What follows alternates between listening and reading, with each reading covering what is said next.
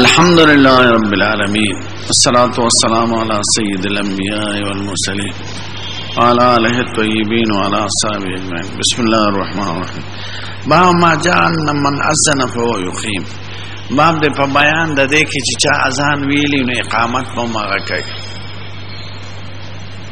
مسله سره او فقهاء کرام پکې سوي او دلایل یې څه دي. مسله دا چې چا اذان ویلی اقامت باغه کوي. چا چې تکلیف د اذان مونته د خدای اجر ورکړي د په سختۍ کې نو پکار دا چې اقامت مو کی او خدای ولا اجر دا ورکړي. ځکه اقامت کې دومره سختی نه لکه په اذان کې. دې باره کې د علماء دوره دي. شافعي صاحب او حنابلہ چې چا اذان ویلی اقامت باغه کوي. البته که مؤذن صراحتا اجازت چاته وکړي چې تو وایا نو بیا هغه کول شي. یا د سوجه نه بغیر د اذن صریح نه بنوي. حضرت امام ابو حنیفه وای چې نه اقامت بل سړی کول شي. البته که اړمبه سړی په خپه کېده نو به بنک. نو دواړو کې فرق معلوم شو تا. شافعي سے وای اقامت په بغیر د اذن صریح د مؤذن نه څوک نه وای. که خپکیږي او که نه خپکیږي خو د زړه سره خطا تعلق لري. او احناف وایي چې اقامت بل سړی کولی شي. البته هغه وخت کې نشي کولی چې اړومبې سړی پې خپکیږي. په فرق پېښ وکړه. نو شوافي وایي اقامت به بل څوک نه کوي که مؤذن اول خپکیږي او که نه چې څو پورې اذن صریح نه کړی. او احناف وی دویم سړی اقامت کول شي. هغه وخت کې به نه کوي چې اړومبې سړی خفه کېږي. نو احناف د عزا قید وی او هغوی د عزا قید نه وی. دغه فرق شو. خو اولا عمل په هغه دی. باب منعقد د هغه قول چې کوم تایید پکې د شوافیو راځي. یو سړی د زیاد بن حارث سدایی هغه اذان ویل بلال صاحب نو چې به د جمع وخت شو نو بلال اقامت وی نو حضور منع کوي نه چې چا بیا خاصو دا بانګ ویل د اقامت په ماغه کوي. او یو قاعده بیان کړه من اذن فهو یقیم. نو حدیث مبارک تایید داغی کوي. احناف وی ډیر صورتونو واقعاتو کې راغلي دي چې اذان با بلال صاحب عبد الله بن مکتوم کې اقامت با بلال او کله با عکس شو. او اولا عمل په دغه قول ده. زه په خپل معنا کوم چې چا اذان کړی زوی اقامت باک. البته که هغه چاته اجازه تو کې صراحتا ځکه ظاهر د حدیث د ایمان نه. حدیث دغه اگر چې د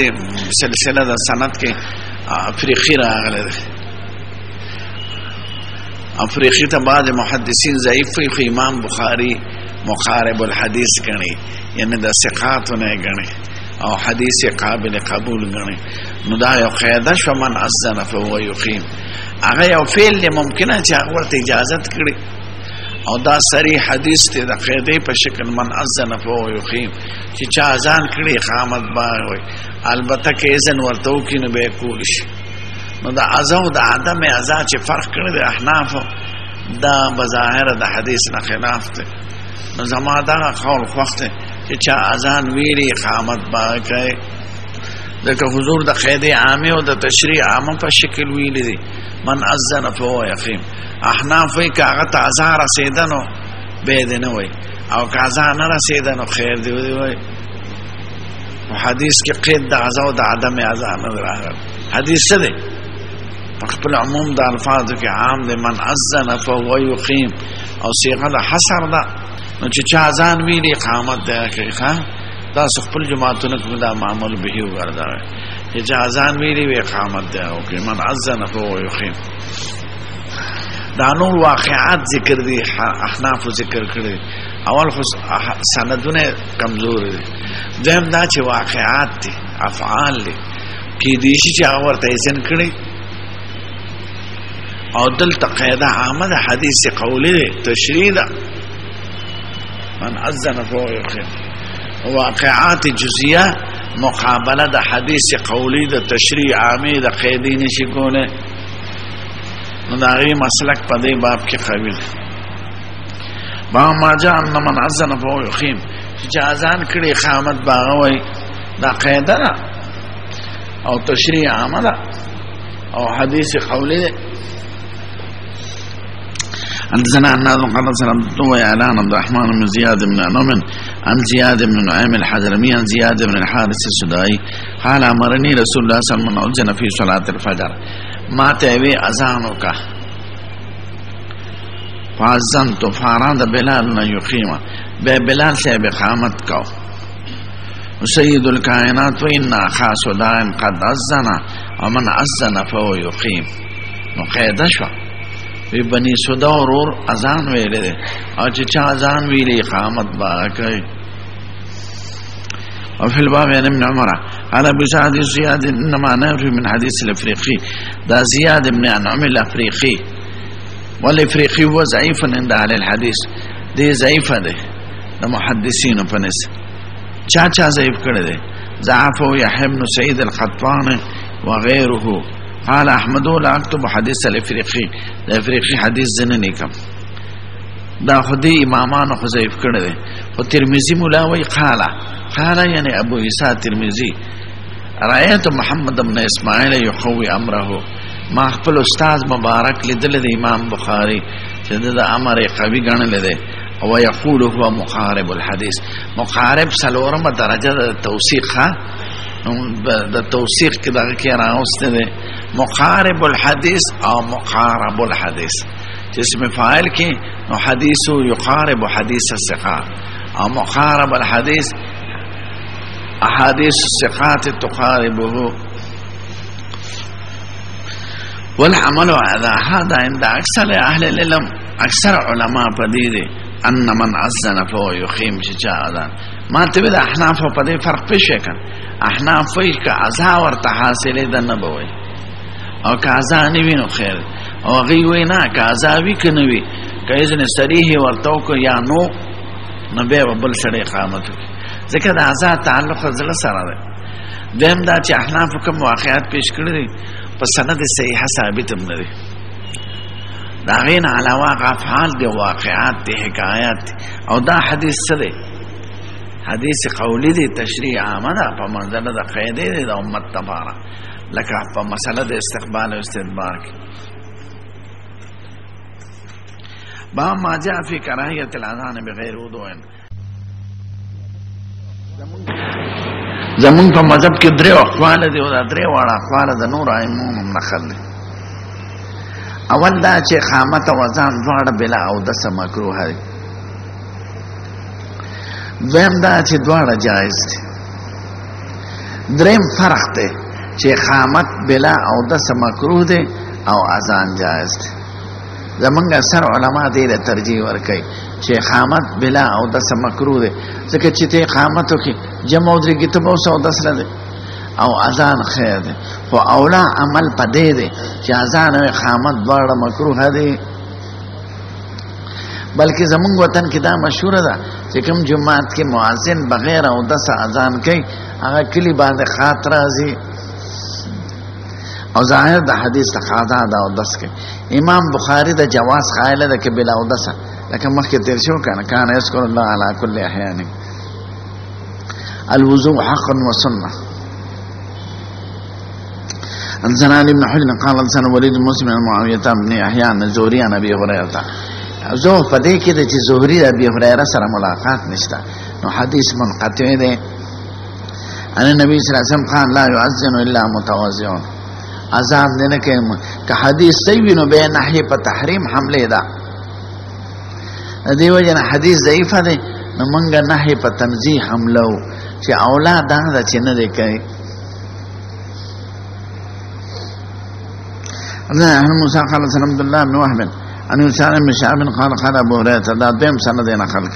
لا ينادي بالصلاه الا متواضع دا دیم کې دا فرق شو چې د ډومبي کې حدیث مرفوع نقل شو کلام د رسول الله اگر چې منقطع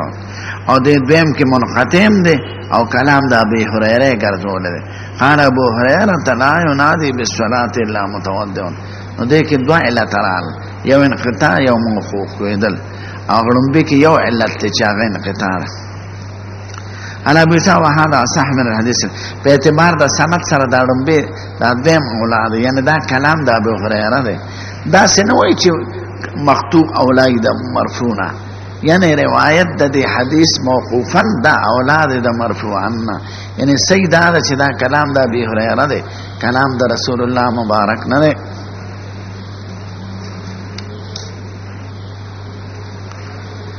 وحديث ابي هريره لم يرفعه ابن وهب شاگرد د یونس وهو اصح من حديث الوليد بن مسلم دا ډومبي حدیث د ولید بن مسلم نه هغه مرفوعا ګرځولو کلام د رسول الله ګرځولو عليه الصلاه والسلام والزهري لم يسمع من ابي هريره د زهري سمع نشته د ابي هريره یو کم شپته هجری کې وفات ده او زهري رست پیدا شوی به په یو سل 15 هجری کې وفات شوی واختلف اهل العلم في الاذان الى غير وضوء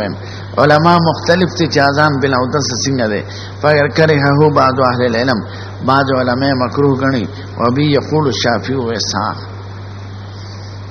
ورخص في ذلك بعض اهل العلم بعض علماء يزان خير ده وبي يقول سفيان ومبارك واحمد وامام بخاري داره دوی بلا او د مارته زمون کتابونو کې هدايه کې دغه قول ترجیح ده چې اقامت بلا او د مکروه ده او اذان جائز ده او اولا عمل په دې حدیث چې دواړه دي نو وي دا معرف السنن کې لیکي د ترمذی په شرح کې چې اولا دا چې اذان دم به او د سنه کې او اقامت دم نه کې او با ما جان الامام حق بالاقامه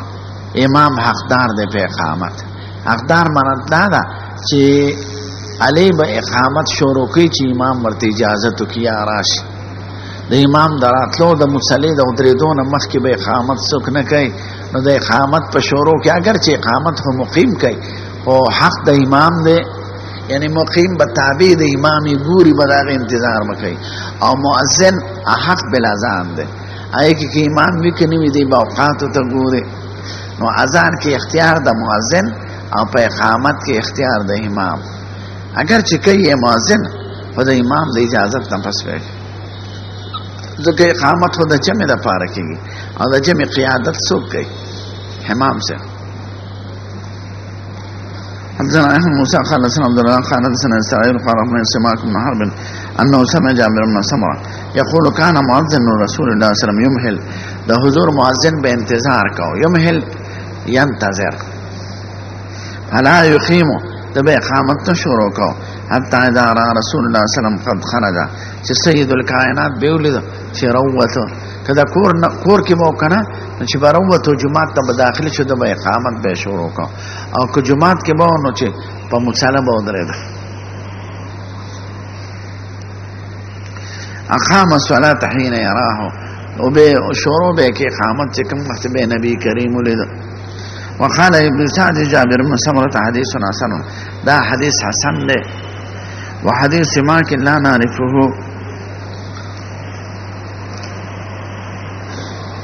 الا من هذا الوجه دا په یو طریقه راغله په طریقه د اسرائیل